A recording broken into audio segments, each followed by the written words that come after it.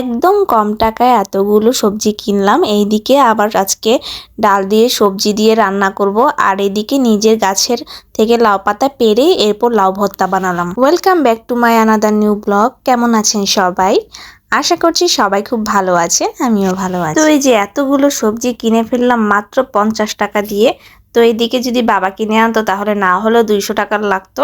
তো এইদিকে আবার নিজের গাছের লাউ পাতা পেরে তারপর আজকে সবজি সাথে ডাল রান্না করব। কিভাবে রান্না করব তাই দেখতে থাকো। তো আমি এটা মুগ ডাল নিয়ে নিয়েছি, মুগ ডালটাকে ফুটিয়ে ঘুটে নিয়েছি। এরপর এখানে আমি কিছু সবজি নিয়ে নিয়েছি। তো সবজিগুলো ধুয়ে নিব এখন। আমি নিয়েছি সিম, মটরশুঁটি আর লাউয়ের ডাঁটা, আর নিয়েছি মিষ্টি কুমড়া, সাথে আরও নিয়েছি গাজর। আর এইদিকে ফোড়নে আমি দিচ্ছি 5 ফোড়ন আর একটা শুকনা মরিচ দিয়ে, এরপর আমি টমেটো দিয়ে দিয়েছি। এরপর সামান্য পরিমাণে আদা দিয়ে আমি কিছুক্ষণ কষিয়ে নিব, স্বাদ মতো লবণও দিয়ে দিলাম। এরপর সাথে দিয়ে দিচ্ছি আমি হলুদের গুঁড়ো দিয়ে কিছুক্ষণ নেড়ে চেড়ে এরপর দিব মরিচের গুঁড়ো।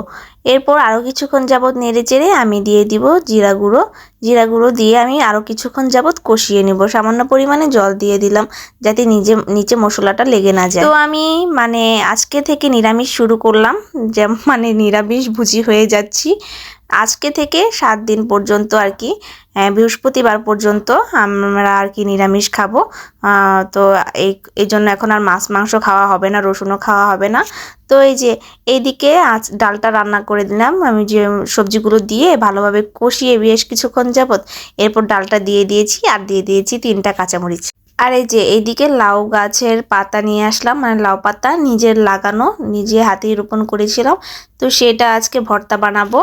আর এখানে ভেন্ডি নিয়ে নিয়েছি, ঢেঁড়সটা কিভাবে রান্না করব তা কিন্তু দেখতে ভুলবেন না। একদম ইউনিক স্টাইলে, এরকম কেউ কখনো আগে রান্না করে খাননি, তাই দেখাবো। তো আমি এখানে বেসন, লবণ আর দিয়ে দিয়েছি হলুদের গুঁড়ো, একটু চালের গুঁড়ো দিয়ে ভালোভাবে মেখে ঝেঁকে এটা আমি ভেজে নেব তেলের মধ্যে।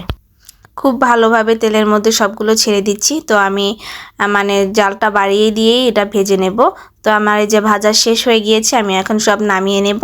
এরপর আমি কড়াই দিয়ে দিলাম সরিষা ফোড়ন দিয়ে টমেটো দিয়ে দিয়েছি। যেহেতু বললাম না বৃহস্পতিবার পর্যন্ত আমরা নিরামিষ খাবো, তার জন্য এখানে পেঁয়াজ রসুন কিছু ইউজ করব না। তার জন্য সরিষা ফোড়ন দিয়েছি, পেঁয়াজের পরিবর্তে টমেটো দিয়ে একে একে আমি লবণ, হলুদের গুঁড়ো, মরিচের গুঁড়ো সব কিছু দিয়ে কষিয়ে এরপর আমি ঢেঁড়সগুলো দিয়ে আরও কিছুক্ষণ যাবত নাড়াচাড়া করে নেব। এরপর এখানে এই যে পোস্ত বাটা আর নিয়েছি হলো সরিষা বাটা, একসাথে বেটে নিয়ে আমি একটু জল দিয়ে এরপর এটা দিয়ে দিয়েছি। তো আমার জলটা যখন টেনে আসবে তখন নামিয়ে নেব। এই দেখেন কি সুন্দর কালার এসেছে, আমি এখন নামিয়ে নিয়েছি। এইদিকে যে লাউ পাতাগুলো আমি সেদ্ধ বসিয়ে দিলাম সাথে 3-4টা কাঁচামরিচ দিয়ে। তো এটা আজকে ভর্তা করব আর কি। তো পেঁয়াজ দিব না, রসুনও দিব না, তাই কালি জিরাটা দিয়েই করব। তো আমি এখানে কালি জিরাটা সামান্য পরিমাণে ভেজে নিয়ে এরপর লাউ পাতা দিয়ে লবণ দিয়ে ভালোভাবে বেটে নিচ্ছি। তো আজকের ভিডিওটা এই পর্যন্তই। কেমন লেগেছে অবশ্যই জানাবেন, আর সবগুলো রেসিপি একবার হলেও ট্রাই করে দেখবেন।